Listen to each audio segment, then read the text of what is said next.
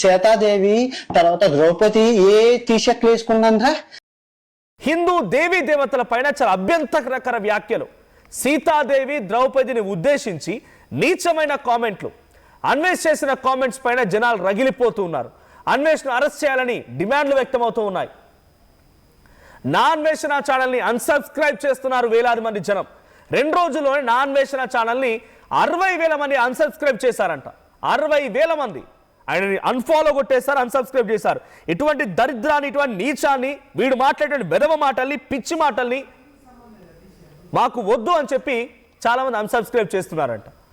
ఆయన వీడియోలో ఇంకా కొన్ని వీడియోలు మేము చూపించలేకపోతాం డ్యూ టు సమ్ రెస్ట్రిక్షన్స్. 14 ఏళ్ళ అమ్మాయిని కూడా నేను వాడుకున్నానని చెప్పి వీడియోలో మాట్లాడుకొచ్చాడు. చాలా మందిని దురుద్దేశంతో, పిచ్చి మాటలతో, వెర్రి మాటలతో, గలీజ్ మాటలతో సంబోధిస్తూ మాట్లాడుకొచ్చాడు. సీతాదేవి ద్రౌపది గురించి మాట్లాడిన మాటలు ఇప్పుడు హిందూ సంఘాలని ఆగ్రహానికి గురి చేస్తూ ఉన్నాయి.